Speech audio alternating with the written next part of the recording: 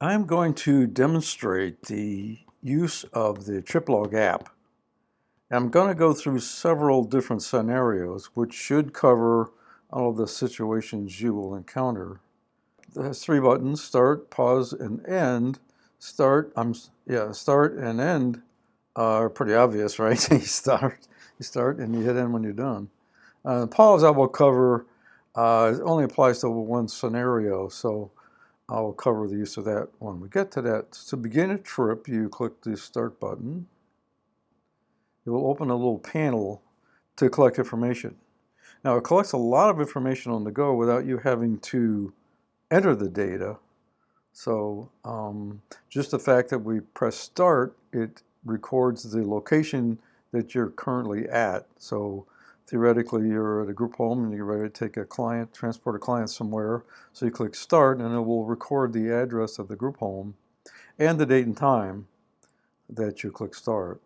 Brings up a little panel where you input some information. The first is the driver. This is a search whereby you just enter a couple of characters of your name, and it brings up a list of employees who satisfy that.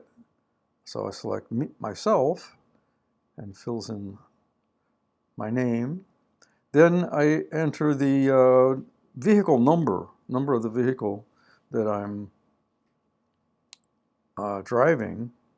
Now it does edit against the table, so it has to be a valid number.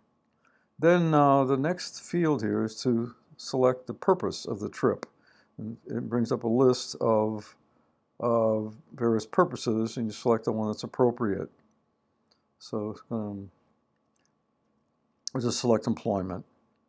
So that is the overall data for the parameters of the trip. And then the only thing that remains is to select the clients. So it's just the same as employee. You key in a couple of characters that are in their name, and it brings up a list of all the clients in the database who satisfy that search criteria.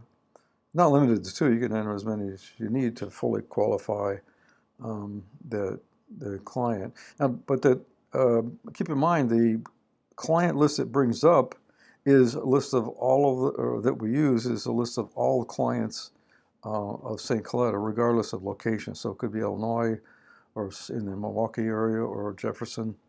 So you might see some names that you don't recognize in here. So anyway, you select a client, and it will create a little writer record. You call it a writer record. And you can select as many clients as you need. And as many clients as you're transporting, there's no limit. It'll number them on the left here, and it'll keep the list in alphabetical order by client name. Then you transport them to wherever their employment is, theoretically here in this scenario, and you drop them off. And the way you drop them off, you just click the drop button, and you're done with the trip, so you click end. That's simple as that. So that's a scenario where you take a client or multiple clients to some location, drop them off, and then the trip is done. Now we'll have another scenario whereby we take a med run. Take a client to a doctor's appointment or some appointment and wait there until the appointment's over and then transport them back. So same scenario as before, where you select the same situation as before, where you enter the your name, the vehicle, and purpose of the trip, medical appointment this time, and we'll take a little bend again. And what's different here is we're not going to drop him off and then leave to end the trip. We're going to actually drop him off and wait to take him back. So that's where the pause button comes in. You click pause. What that does is records the location where you dropped him off for the appointment. Then you wait and take him back home. When you take him back home and get there, that's when you drop him off. and in the trip. Okay, so that's the purpose of the pause button.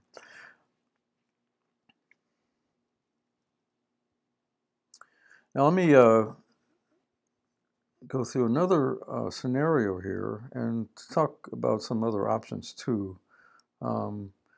We select the employee, enter the vehicle number, and the purpose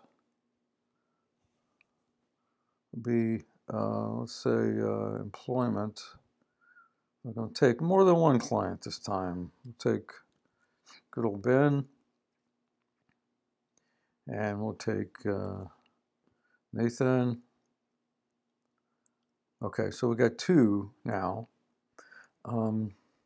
Let's just enter a third one here, just for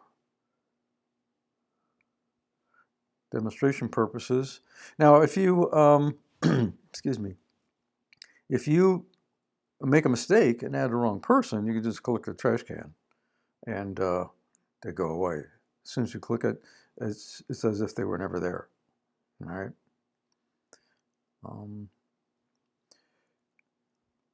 Also,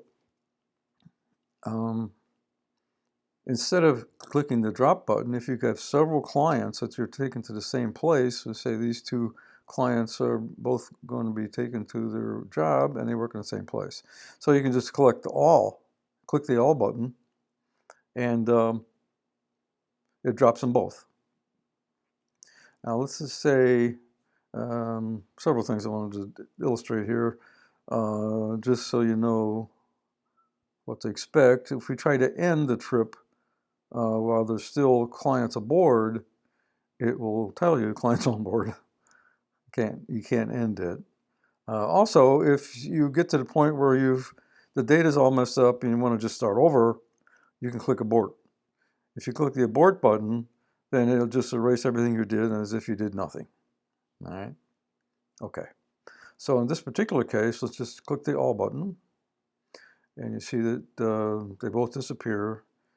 Now, when you add a client, it records the location where you added them, so you don't have to add them all in one place. You can pick a client up at one place and add them. It'll record that spot. If you try somewhere else and pick a second client up, it'll record that spot, date and time too. So, and also when you drop them, it'll record the location where you dropped them and the time. So that's all information you don't have to enter. It's taken behind the scenes. Okay, so we've dropped them off, and we can click the end button.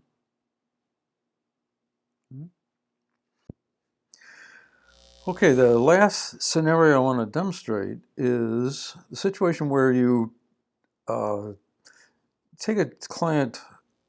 transport a client, and fail to use the app. You can actually go back later and manually create the trip. It's a lot more work than just using the app to start with, but it can be done, and that's why we provided the facility here, because we know it will happen. You'll just be too busy doing whatever and forget to use the app. So if you forget to use the app, you can go back later and start the trip just as if you were doing it originally, with the correct vehicle number and purpose. Okay, and we add a client to take.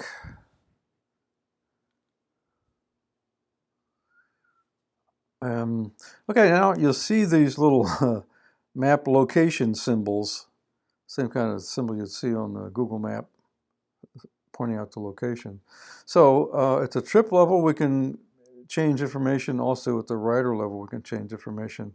You have this, let's add a second rider so I can show you.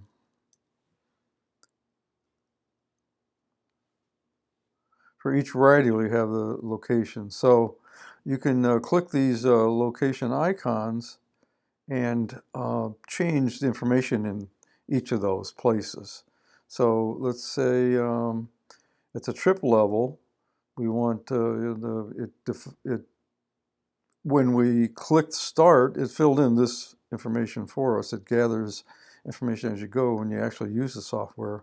But if we didn't use it, then we want to go back and adjust the day. Let's say we did this trip last Friday, and we left at 9:30. And you'll notice that the end date is grayed out, where the start date is bold because there's data there. Grayed out means that there's really nothing there. It's defaulting to current date, but there's really no data there. It's because we haven't ended the route yet. But we can fill this in. Let's say we returned on Friday an hour later, 10:30. Okay, so we've got the parameters now for the trip, start and end times. And of course, the beginning address might be different. Let's just say for now, though, that you're in the group home you left from, so we got the right address. All right. So we want to record an ending address. Let's say it is I don't know, whatever. This is pick an address here. Doesn't matter. We'll take them to New York. That's what it says. Yeah. Okay. But anyway, that's the concept. You enter the address, and then you close that, and that data stays there. You can pull it up again. It's still there. So that is a way of recording the after-the-fact trip information as far as start and end time and start and end location. Now, close that. Now we'll just do the same thing for the first client here, just as an example. So you click on the starting the location icon for this client. Same situation. You got the starting pickup time, but we'll have to change that to back on the Friday at 9:30, and the drop time Friday at let's say 10:30, and location, whatever we picked before, I can't remember what it was, this one. Okay. All right, so that's it. Now, if you make an error or you pick the wrong address, of course you can just click the trash can and it'll go away, and you can re-enter the right one. So that's what the trash can's for. All right. Pull it up again. It's got the same information. You can either click outside the pop-up here and it'll go away, or you can just click the close button and it'll go away. But that's how you override the information for the trip. So you can successfully, with additional work, of course, record the information for a trip after the fact. And that's how you do it. You can go ahead and click the all button or the drop twice and end it, and it'll keep what you entered. So it won't override the information that you entered manually. So you click the end, and it'll keep what you entered, and now it's done. So that's the same information now as if you'd used the software while you were taking a trip, but you're able to go back later and enter the information manually. Okay, thank you.